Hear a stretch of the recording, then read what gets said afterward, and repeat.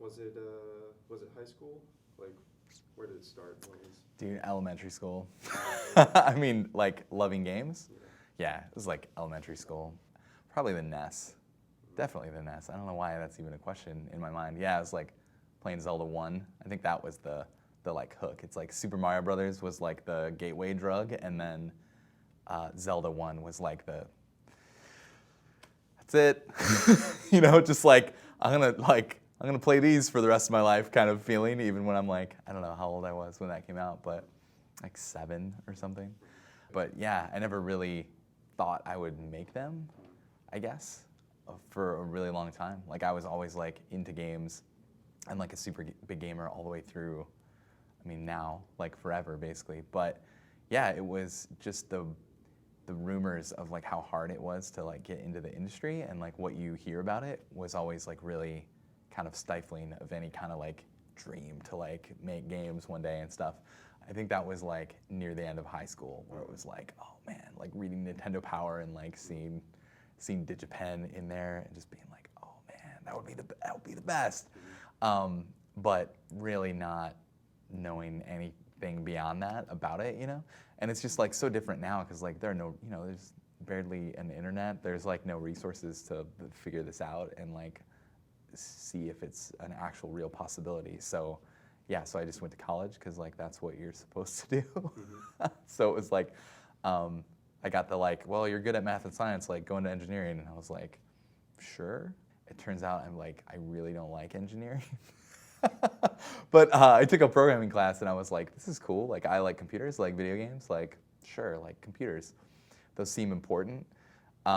So they had like a computer engineering program, which was basically like computer science, but like with some hardware stuff. Mm-hmm. And like the hardware stuff is like real engineering. So I didn't like that either. But the software stuff didn't feel like real engineering because it felt like there was more creativity in it to me. And like I was better at it, I guess. So it wasn't really until I took like this software engineering class where we had to do like a group project and we just decided to try to make a game. Mm-hmm. And we made this like really terrible Tron light cycle clone game, but it was like in 3D, like it used OpenGL and stuff. And it like turned out okay. It was like kind of crappy. But yeah, at that point it was like, wait, like, you know, we just figured out how to make a game like without any additional resources. So I started like actually pursuing it. But that was like, I was probably like a junior in college before I really started seriously thinking about it. Yeah, I like did like an independent study with a professor there. And then he got me hooked up with an internship at High Voltage in Chicago. So that was like my first time like programming professionally, I guess.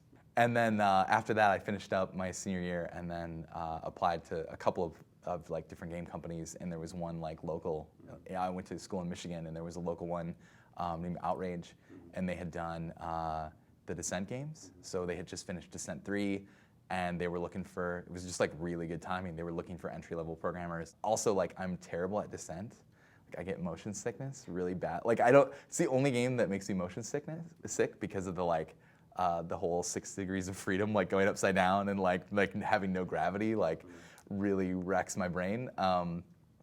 So I like, when I interviewed there, I was like, oh man, if they're working on Descent 4, like that's gonna, like I will take the job because I need it, but like please, don't be making Descent 4 because like I don't know how my constitution will handle that, like trying to be a programmer on Descent 4.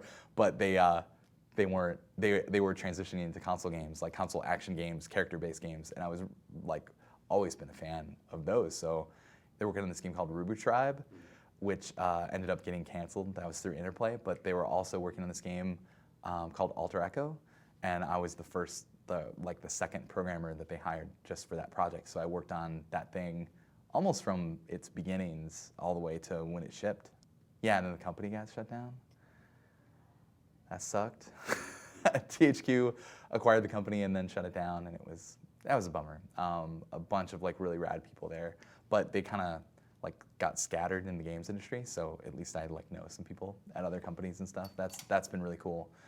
Yeah, I had to find a new gig after that one and did a bunch of interviews, and I ended up at Raven, and I was only there for a little bit, actually, working on X-Men Legends, and then I guess my resume got lost here, or at least that's what they tell me, because I had also sent it out to here, to Double Fine, because they'd only been around for a couple years at that point. Yeah, they didn't get back to me, so I took that other gig, but then a few months later, they got back to me, and they were like, oh, like, we're looking for gameplay programmers, like, we're in San Francisco, what do you think? And I'm like, holy shit, like, come work for Tim Shaver, like, what? Like, working on Psychonauts, this is insane. Yeah, I left Raven after only being there for a few months and came here. And yeah, I got to work on Psychonauts, and then I got to switch into design for Brutal Legend. That was really cool, and yeah, Tim was really cool and supportive of me, like, switching from programming into design. It was sort of like a somebody has to do it kind of thing, and he didn't feel super comfortable like hiring a designer from the outside when there was somebody already internally who like actually really wanted to do it. That, you know, so that was really cool, and I got to be a designer like for the entirety of Brutal Legend. Mm-hmm. Yeah, he was a gameplay programmer, and our lead designer, Eric Robson, thought he'd make a good designer and was willing to kind of take him under his wing and work with him on Brutal. And so they worked together. And there's a lot of people who can do something, and then there's people who can explain why they do it. And I do stuff like writing, and it's really hard for me to explain what I'm doing or how I do it and tell someone else, here, you want to write like this? Just do this. It's really hard to explain.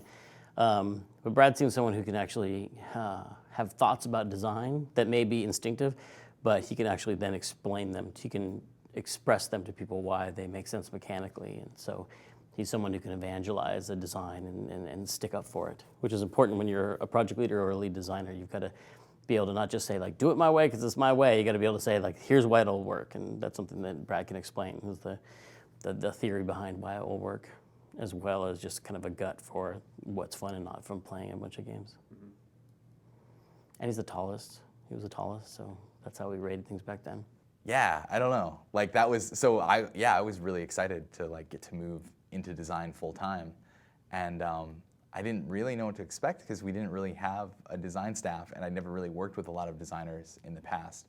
So I think that was like a bit of a shock. And then also just like how much personal interaction there is in it. I think I really see it as like a highly people skills facing kind of job, and like I've never thought that I like had good people skills, I guess, because a lot of times when you're a programmer, there are some days where like you can come in, and if you just have a bunch of work to do or a bunch of bugs to fix, like you might only interact with like one or two people, if that. Like sometimes you can just be like, I've got to write like this one thing, and you're just like totally heads down on it, and you just like crank it out for 10 hours and then you go home, you know?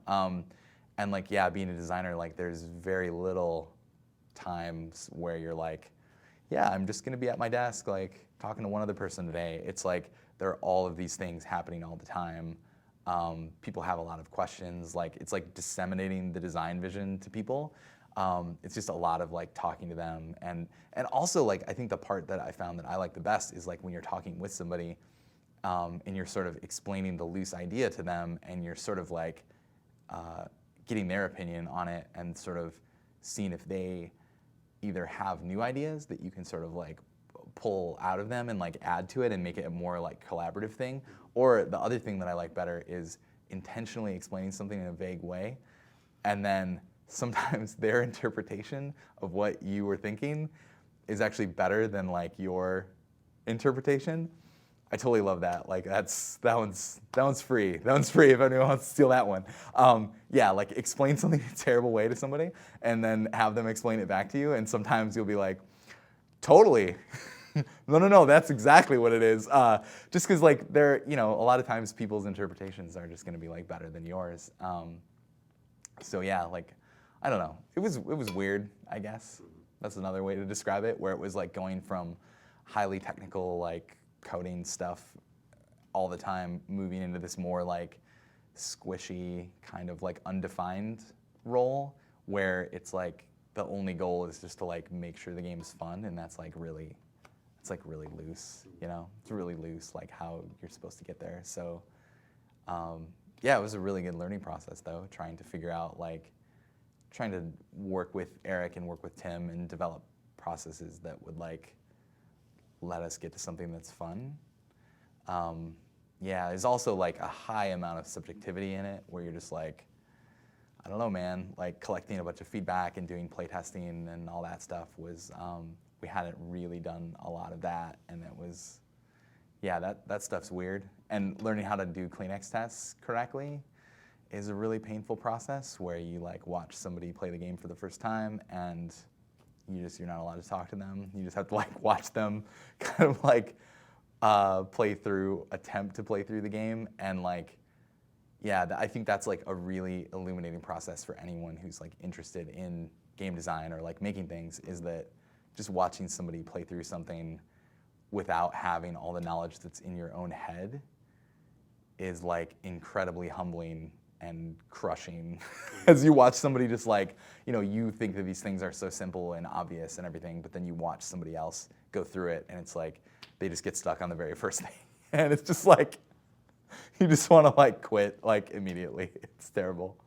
Yeah, I thought that it was going to be more on paper, honestly, like going into it, is that I saw that as kind of, as much as I liked like fleshing out those designs, it was sometimes frustrating and there was a lot of iteration and stuff. You'd have to throw away a lot of work in order to make something good, like on Psychonauts. I wanted it to be like, I wanted there to be like more paper, basically, like more upfront design and stuff, but it just doesn't really mesh with the way that the studio operates, and it doesn't really mesh with like the way that games are made in general, I think. So I think that was like trying to be more thoughtful and like write bigger design docs and then just have them be like obliterated a week later and just be like, oh, like, okay. I think that the sort of like skeleton that you then flesh out over time and iterate on is just a much better way to like make a game. So that was really cool, and I got to be a designer like for the entirety of Brutal Legend. And then we did Amnesia Fortnite during that, and Tim picked me to be one of the project leads for the first Amnesia Fortnite. The very first time I wanted to do Amnesia Fortnite, one of the whole founding principles was there are other people here who could make games and run games besides me. And Brad was one of the first people. I was like, I think he's ready to run his own games. And so the very, very first Amnesia Fortnite we did one of Brad's prototypes, which was called Custodians of the Clock and later became Iron Brigade.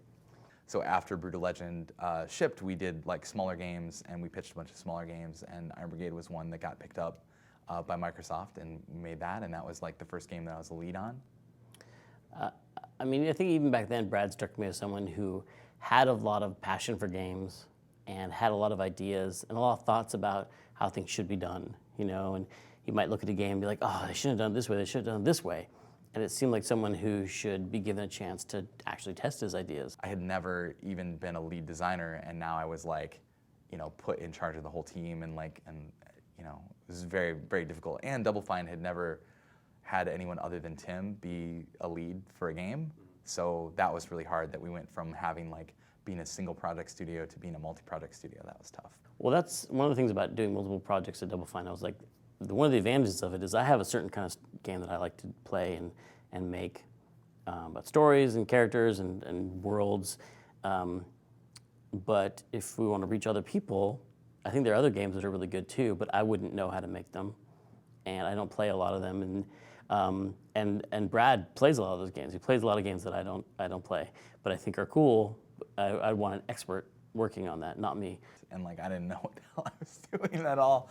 And that was like really tough. I think that one of the biggest things that I learned was like near the end was just, it was basically like when it was like, oh crap, like we have to promote the game, We had been so used to having publishers help promote and have like a marketing budget and marketing beats and all these things, and it's like, oh wait, no, this is a smaller game, like Microsoft's not gonna like go spend a bunch of money like promoting it, like we're gonna have to try to promote it.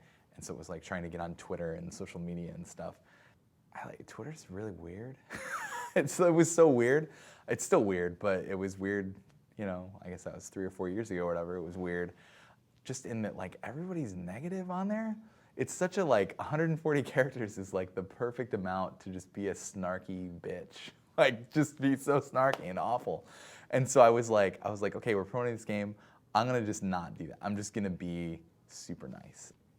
It was like reflected back. The positivity was like reflected back to me, which was awesome, because up until that point, I wouldn't even have considered myself a really positive person, I don't think, like overall, because I think that the clinical deconstruction sort of aspect that I had when I played games and stuff. I feel like I do that when we're making games. Like I'm thinking about deconstructing them and looking at their worst parts and, own worst critic and, like I'm really like guilty of that. I guess that's supposed to be a good thing, but it's, it can be draining sometimes to only be looking at the negative aspects of what you're doing. So it was like really awesome to just like be more positive, have it returned in kind, and just be like, that's awesome. And it made me want to be more positive, like in my life, like in real life. And I think it really translates to the team, like trying to be a leader and trying to like be positive was really, really good. Like it's helped me a lot. That's just sort of, and I know it's like, it sounds kind of cheesy, the whole like power of positive thinking kind of thing, but I really believe that it's like, it's the way to go. And it's tough, like, especially when things, crappy things happen, and you're not getting exactly what you want, either out of your own work or out of other people's work or out of the budget or whatever aspect. It's like really hard to maintain that positivity. But if you can do it, I think it really helps. Making a game is such a weird, complicated thing because you're doing software, which is technical and hard, and you're also creatively collaborating with people from a whole spectrum of arts. There's artists and there's programmers and there's actors and there's musicians and sound effects people, and there's all these different things coming together, and you've got to be able to listen to their ideas. And the hardest part is knowing when to compromise and when not to compromise, and just be, oh, that person has a better idea than me, let's go with their idea, or I know things about this idea that will make this work if we do these things this way, and I'm going to fight for the way I want to do it. Or sometimes where it's like, actually, you can do it one way or the other, doesn't matter, and it really depends on who cares about it more. And just navigating that space of having an idea and fighting for it all the way to the finish line, and remembering what it was that made you love the idea in the first place. That's really hard. Because along the way, if you change it, because someone's like, well, we need this feature, we need this, and you change it, and then all of a sudden it's not the thing that you cared about in the first place, it's really hard to keep going with it, because it feels like the thing died along in the delivery. A project leader has to be someone who can have an idea, can have inspiration, and then see it clearly and express it to other people in a way that gets them inspired. Like, not everyone here liked heavy metal when we started Brutal Legend, and it had to be something that I could tell people why I cared about it so much. This is why I want to do this in a way that it's contagious, that people are like, yeah, I want to do that too, I want to help with that. That sounds like a great goal to go towards, because so much of the time people are going to work so hard. Making games is really hard, and so if they feel like they're going to an end goal that's worth it, it makes it less painful to make the game. But if they're like, where are we headed? I have no idea. What's this thing going to turn out to be when we're done? Those are the worst times in game development, because you're working really hard and you're like, I don't know where this is going. This is terrible. So a project leader has to go like, we're going over there. And you know what's over there? It's like the oasis filled with honey and milk and what else? What's good in an oasis? Swimming. There's no lifeguards. It's awesome. Let's go there. Candy. Oreos. Let's go. See how good I am at it? Oreos. I should have started with Oreos, because people do anything for Oreos. But also, if you're really running a project, a responsibility, you're the only person responsible for the game at the end of the day. Because you could have someone, maybe you had someone terrible on your team, this like lead programmer or someone who's just sabotaging the whole thing and doesn't program very well, and the whole thing's terrible. But at the end of the day, you were the project leader, and you didn't fire that guy. And so it's not like you can be like, that game I made, it was terrible, but it was really that other guy's fault. No one will care. It was your game. You were the one responsible for it. So you can't blame anything on anybody else when you're a project leader, and that's one of the stressful things about it, because you're just like, it's your fault. So you better make it really, really good. I think I tended to like pass the buck upwards, usually to just the publisher, and that it's kind of good in a way that it has this like galvanizing force for the team. It lets you. So like something bad happens to the game or the team or whatever, and then if you're like, yeah, it's the man doing this to us, it separates, it creates this more cohesive feel with the team, but it's doing it at the cost of negativity. The team like being, fuck yeah, fuck the man, and then they're just like, fuck the man, I can't believe they did that, and now they're spending all this time thinking about the man and like, how do we fuck the man back? And they're it's like there's that. Then you've created this like like I do feel like on Trenched I created a monster a little bit where I did sort of just like pass it up to the man, and then everybody's like hating the man, and I'm like, I don't know, like, oh, I feel bad now because it's like, you know, and it created more negativity. Like I just don't think that was super good. Like I think just taking more responsibility for what's happening and being like, it's really terrible. Like, sorry, I can't do anything about it, but you know, come talk to me if you have a problem. Like I don't know.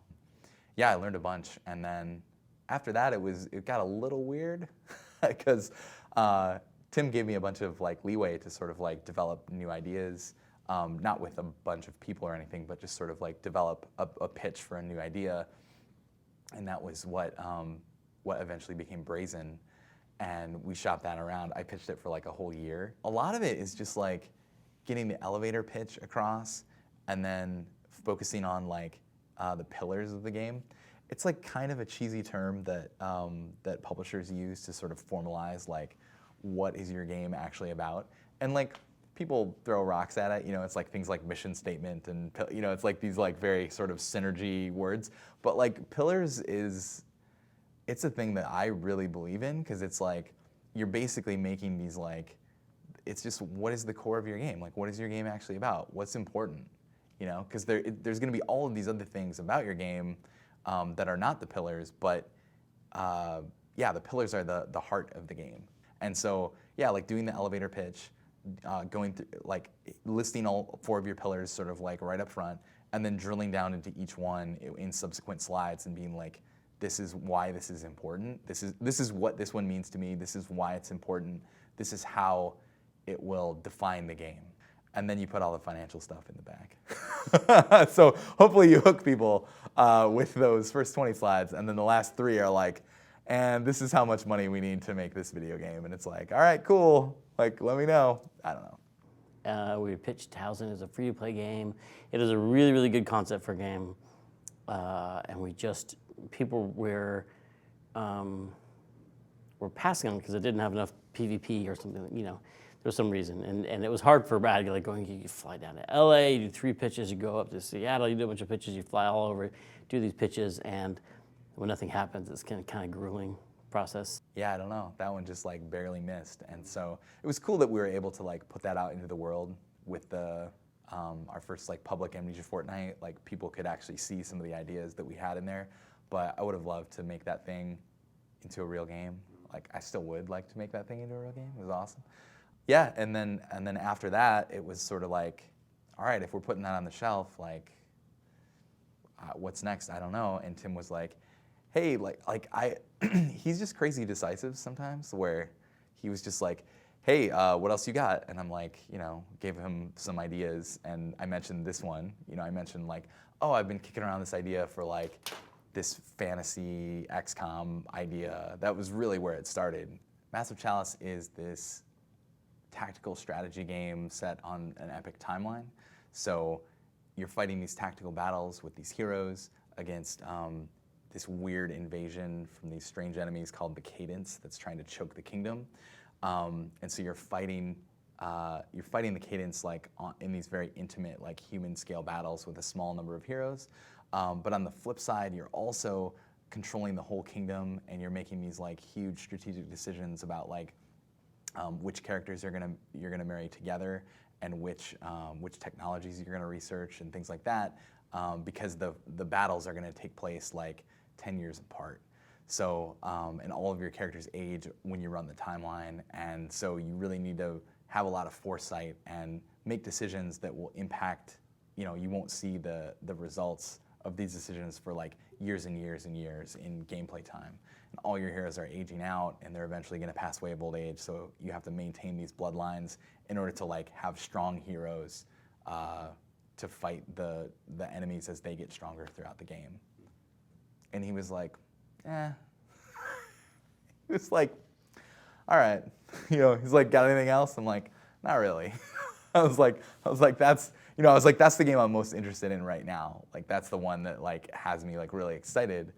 But like, I can keep thinking about stuff, you know, no big deal. And he was like, all right, cool. And then it was like a day or two later, he was like, I think this was so weird. He was like traveling or something, and he's really hard to get a hold of when he's like traveling. So he sent me like a Facebook message. I'm like, what is this? And he's like, hey, I've been thinking about your like, fantasy tactics game. He's like, I think it's awesome. He's like, I think we should totally do it. And he's like, I've got the perfect name for you, Massive Chalice. And he put it all in caps.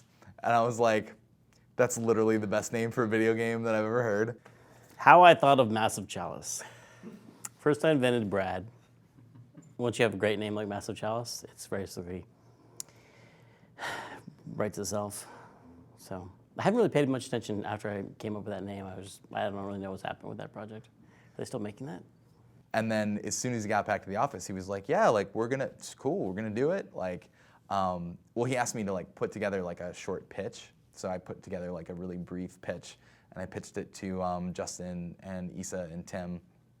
And I was like, here it is.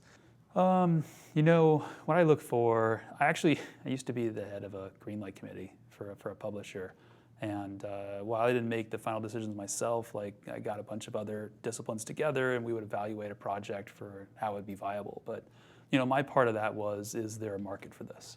And one thing I always look for projects is something that is relatable to other games that are out there already, but brings something new.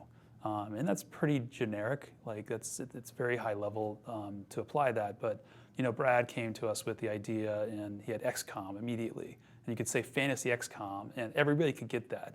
And we know there'd be an existing market there, that we're not kind of cloning. We're doing something new with it. So there's a spark of new interest. And then the second property that he kind of mentioned and tied into it was Final Fantasy Tactics. And if you look at those two communities, there's actually a lot in common with them.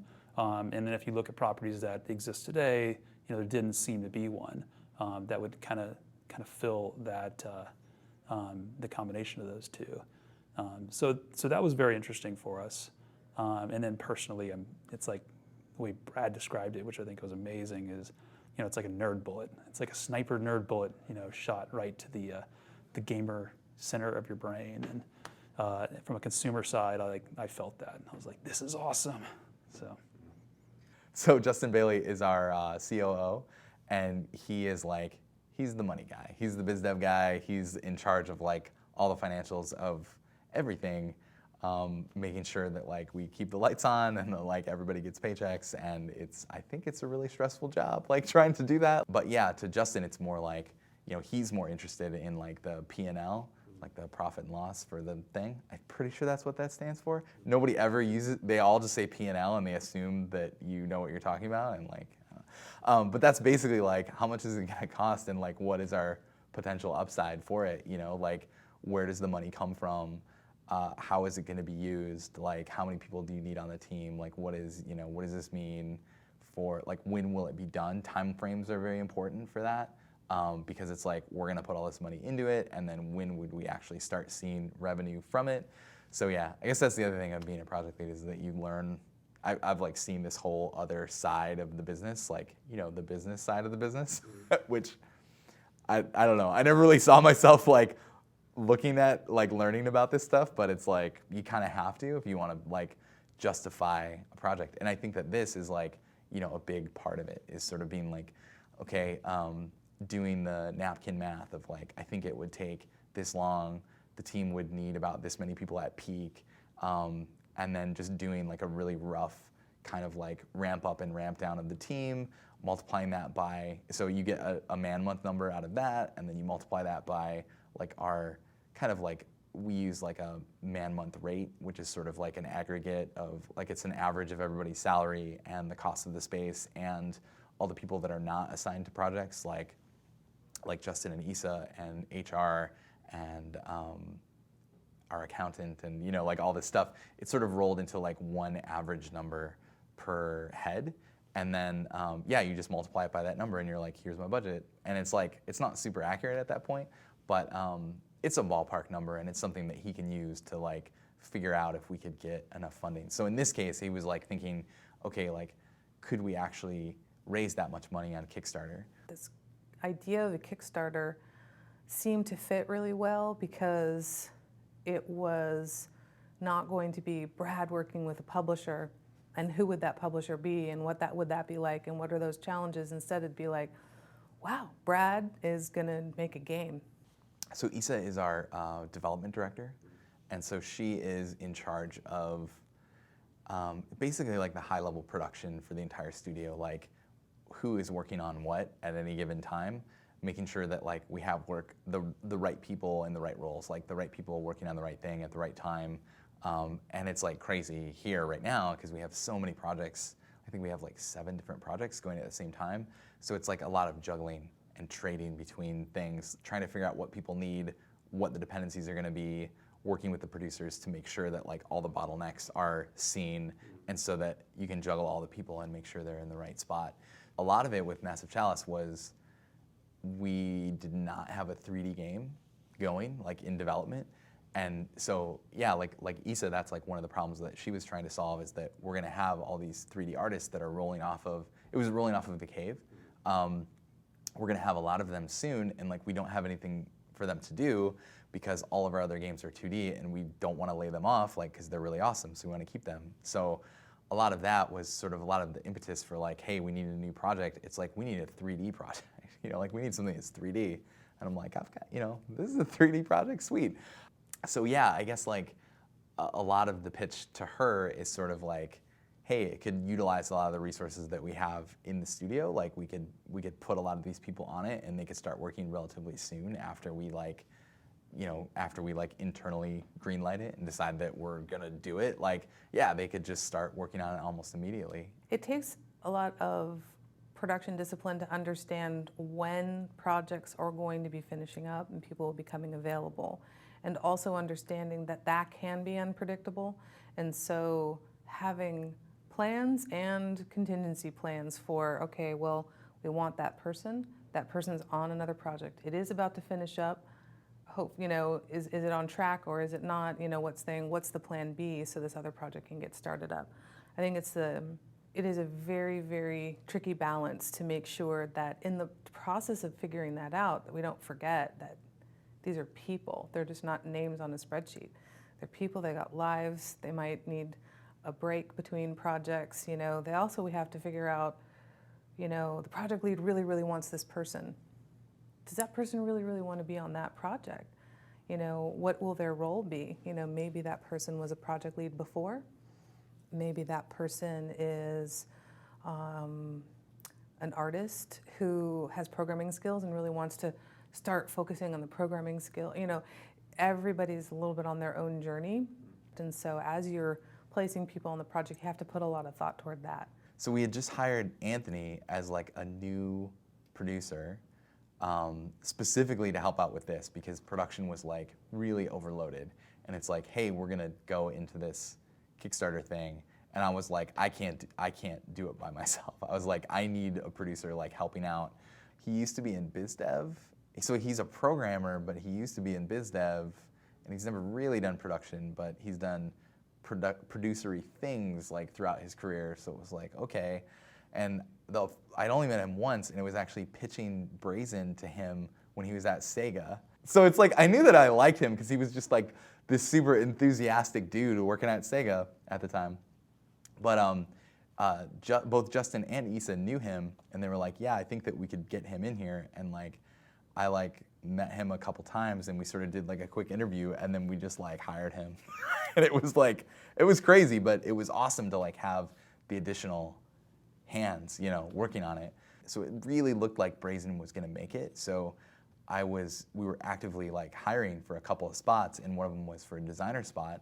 And we hired John Bernhelm, like, and he was like slated to go on to Brazen, but then that didn't happen. So it was like, sweet, like awesome. So that was like, we started with like that 3-man team. You know, we had a producer, a project lead, and a designer, and that was like the whole team. And we're like, oh man, we're like burning money. You know, like we need to start prototyping it up. A lot of it working with Anthony at that time was really trying to like figure out who the team should be, you know, figure out when they're available, work with Issa to figure out when we can slot them in and be like, yep, like that's when we can expect this person to like start. And programming was like the top of the list, just because there's a lot of setup that you have to do. You know, it's like before you can actually get to like working on the game. Even when we have a shared engine like we do here, it's like every game we've made is unique, and they're all going to need core systems. So like for Massive Chalice, it's like the core sort of tactics engine for it is like has got to be written from scratch, where it's just like, and thankfully it's one of the genres where it's like, yeah, it's not rocket science, you know, like there's a lot, it's a relatively solved problem of like, we went with squares over hexes, and that makes it even simpler. But yeah, you sort of want to get through all of the setup stuff as quickly as possible so that you can get to that point where you can start poking it and make sure that stuff is like going. Like Chad has worked on a bunch of strategy games, like mostly RTSs. Like I don't think he's ever made a turn-based game before, but lots of strategy games. And he was coming off The Cave, and it was like really good timing, and he had been like a lead programmer many times, and like he was like for sure the dude that like I wanted like in that role, and I had to sort of like, he was a little burned out, so I had to like convince him to do it, you know? The game has no right to be as far along as it is without Chad, just great. Also, it's easily the most stable game that I've ever worked on. Like, it is like rock solid. And I know the engine is like solid, but usually there are so many like crashes and bugs in like core gameplay code that like you'll just be like, oh, I want to test this part of the game, and it's just busted right now. You're gonna have to wait, and it's like, ugh. Art was the other thing, like figuring out who could be the art director. Mark Hamer was like in between projects or milestones or something, so he was able to like jump on just during that like brief pre-Kickstarter window and help do some art direction, like help manage those art jams and come up with some ideas, and like he was really great. And unfortunately he had to like go away and like move on to another project that was like starting back up that he was a part of or something like that. I really wanted to make sure we had an art director, and Andy Wood was coming off of The Cave as well, like with Chad. And so he like slotted right in there and had a bunch of like really cool ideas. And like he's really, really clever about knowing what we can get away with, I guess. Like knowing what the budget is, knowing what's possible and what's not possible within a set amount of time, and then finding great reference for like, this is sort of like the rendering look that I want. Faceted characters and a faceted world without it looking like an N64 game. Yeah, that was awesome. So I guess, yeah, it was really cool to like slot Andy into that art director role, and then getting Derek was a total coup. Like he was actually doing during the Kickstarter, he was doing a lot of work off hours. He was working at Broken Age at the time, and he was like really excited about the idea. And he was like doing some concepts off hours, and like I didn't even really know him that well. Like he'd only been here for a while, like not that long, and I hadn't worked with him directly, but he was just like excited about the concept, and he was sort of like, hey Brad, would you mind if I like drew some stuff like this evening? And I'm like, yeah, do it, you know, like go for it. And he would come back the next day and just have these like crazy things that are just super, super awesome. And that has just paid off in spades. Like he's done so much work, and so that was like a really good like. Again, you know, I talked about trying to get people that are like super passionate about the project. You know, if you can do that, it's just really gonna pay off, because they're gonna pour a lot of themselves into the project, and they're gonna bring all of these ideas that they have to it. And as long as you're like, you know, not being like an iron-fisted dickwad about it, like. Those ideas are gonna be like way better than yours, and you're just, yeah, like sweet. Like, what if the UI was diamonds? Like, yeah, diamonds are cool. Like, I like diamonds, and then you know, boom, we've got like this cool like thing. It's like that wasn't my idea, you know. It's like I can't take credit for this stuff. It's awesome.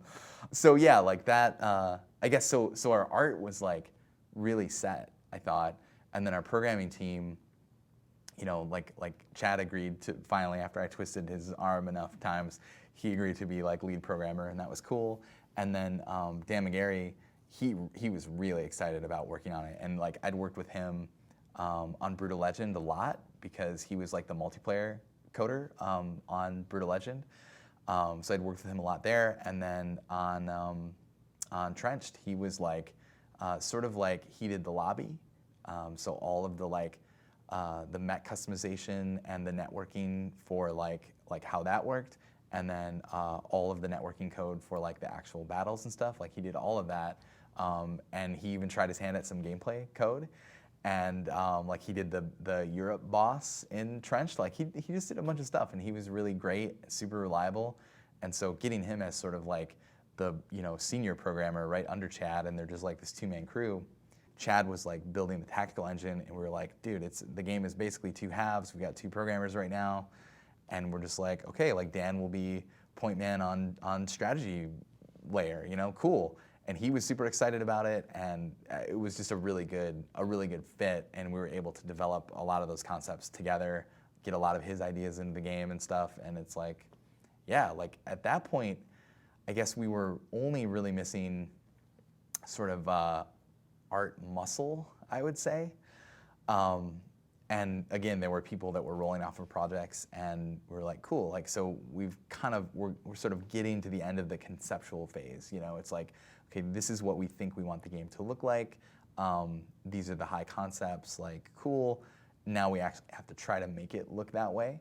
So Jeff Solis is like, he was lead artist on Trenched, and then he was also I guess he was a senior artist on Brutal Legend and an artist and a world builder on Psychonauts. He's been here longer than I have, and he's super great. He's one of my really good friends here at the studio, and like I work with him really well, and we're like, he's my work wife. That's what people say, and yeah, he's just a beast. Like he is one of the fastest modelers that I've ever worked with, and he dabbles in everything else. So he can do rigging, he can do some animation, he can do some materials, he can do lighting, he can do some effects. Like he just does everything. So, and he does it very, very fast. And so he was like my number one choice, and it's like, oh, he was like rolling off this other thing. So it's like, bam, we were just able to put him right on there and really start cranking out a lot of assets and taking like Derek's concepts and just making them real and putting them in the game.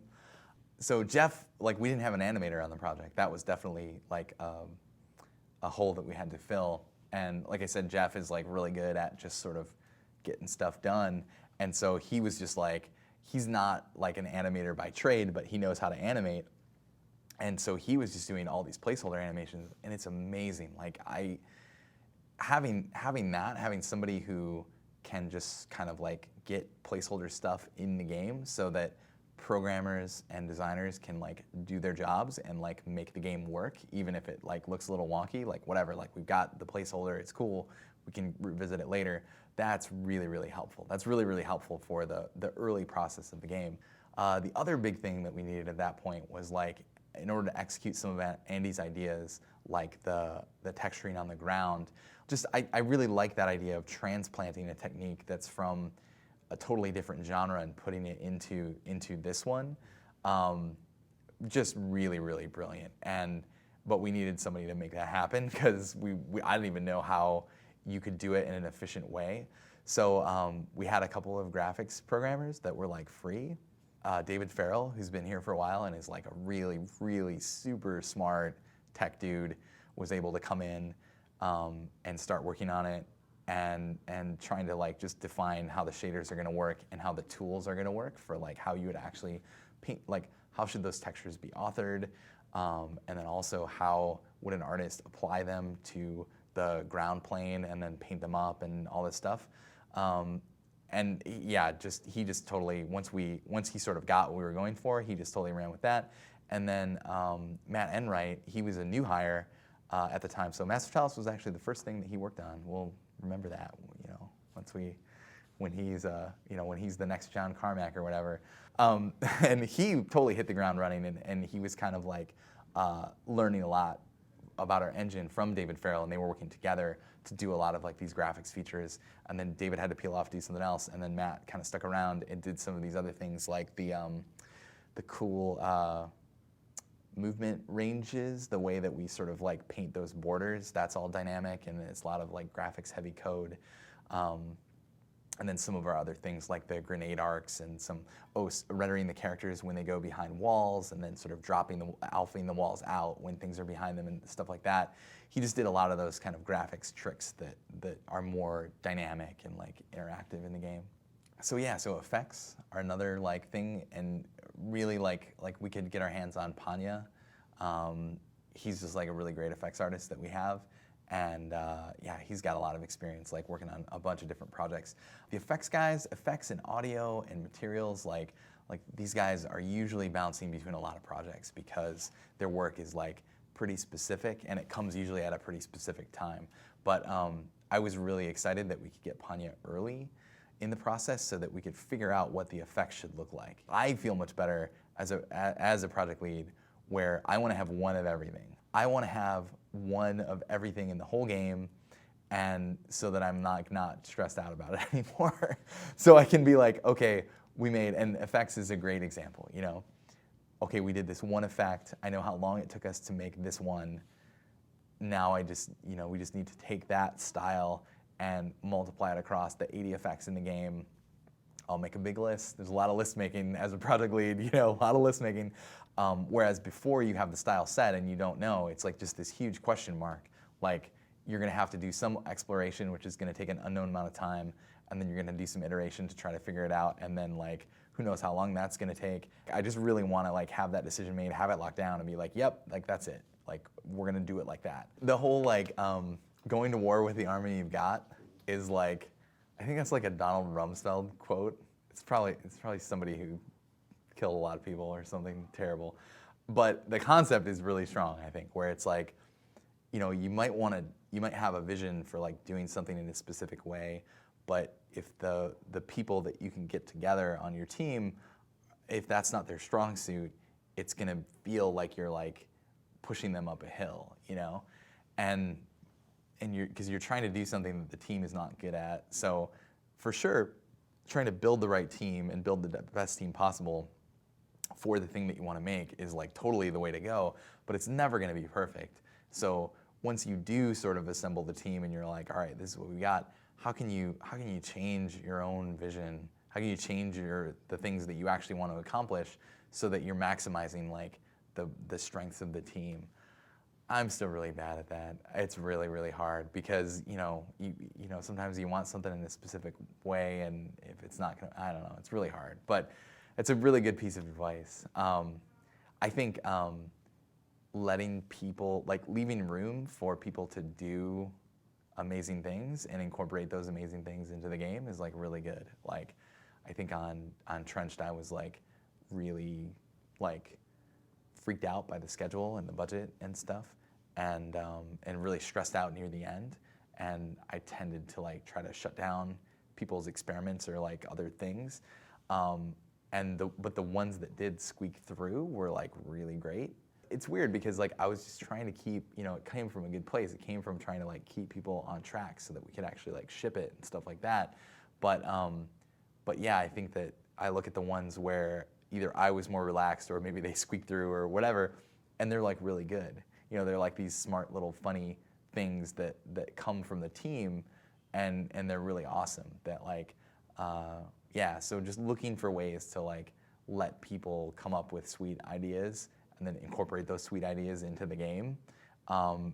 It just gets everybody more invested. It gets them more excited about working on this thing. You know, it goes from being like my game to being our game.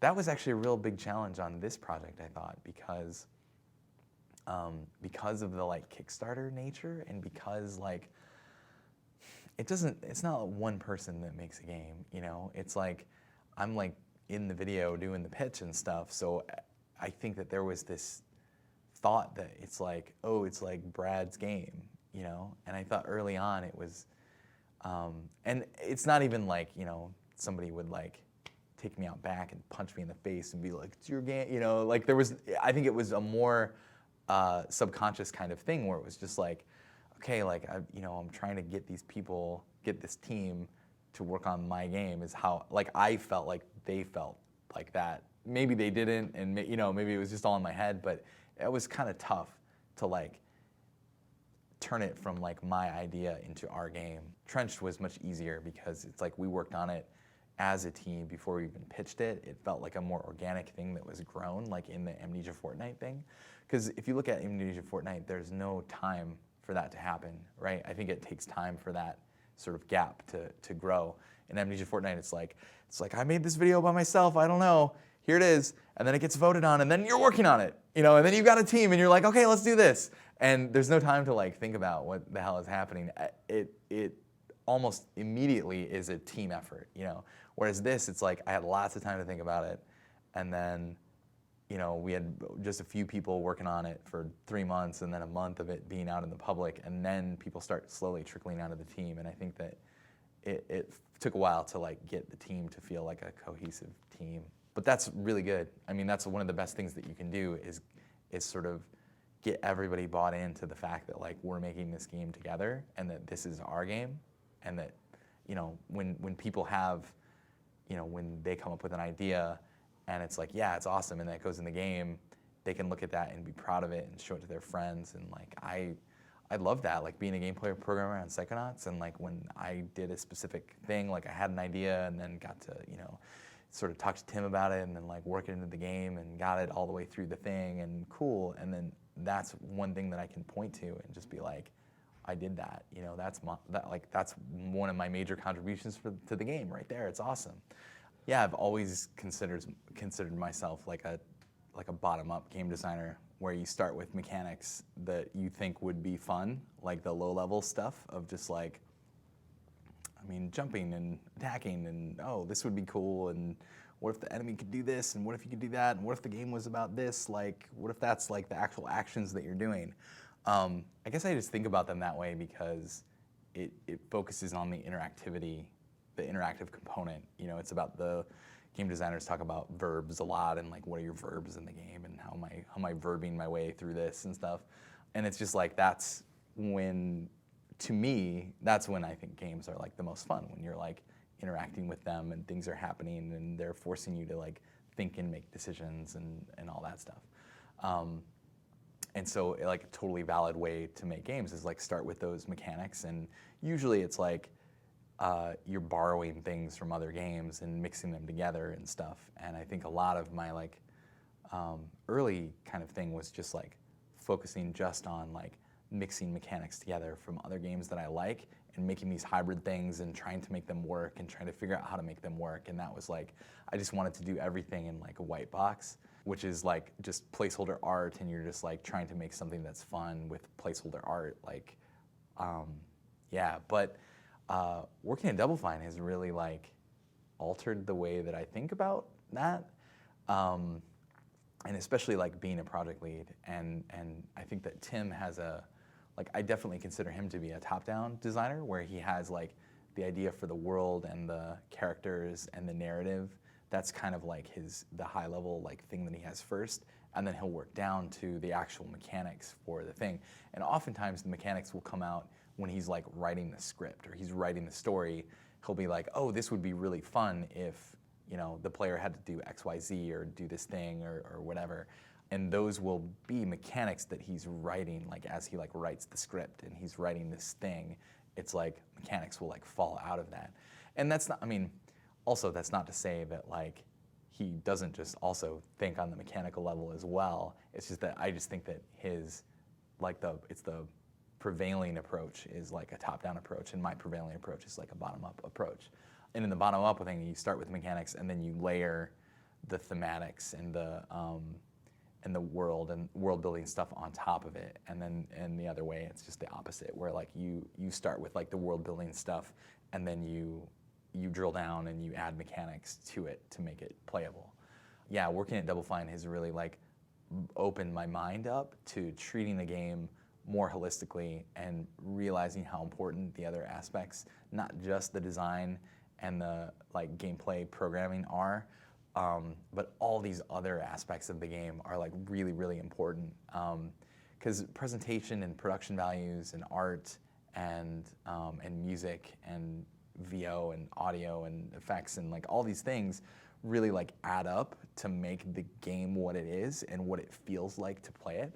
Just for me and like my, I don't know, thinking about what's important to me, I think that the more that I've learned about the other disciplines, like the more I can focus on what is the game actually trying to do, you know? Like that's something that I never, until Massive Chalice actually, I never really gave much thought to. It's like, the games are fun, you know, like you're trying to create a fun experience is what you're trying to do. But I think that And for all of Trenched, like that's just what, you know, I was learning so many things. I didn't have time to think any farther than that. You know, it's just like, we just need to make it as good as possible. Like that's it. Like just make this, it's co-op and it's fun and yeah, do it, you know? But like with Massive Chalice, there are things that, like I want people to think about the themes in the game, you know? Like I want them to think about mortality and legacy and think about what, you know, I want them to think about their grandparents. The game could operate on a more emotional level than anything that I've really done in the past. So I hope that comes across. Like it's definitely like my first stab at like trying to do something that's like not just like a fun video game, you know? It's like there's an extra like thematic element to it that I want to get across, and I want people to sort of either consciously or subconsciously feel those things and think about those things. Yeah, I mean, just thinking about the fact that your parents are, you know, like you'll probably outlive them, and like what does that mean? And like they're getting older, you know, like these are things that I spend a lot of time thinking about, and yeah, like I hope the game can help people think about them in a safe way, I guess.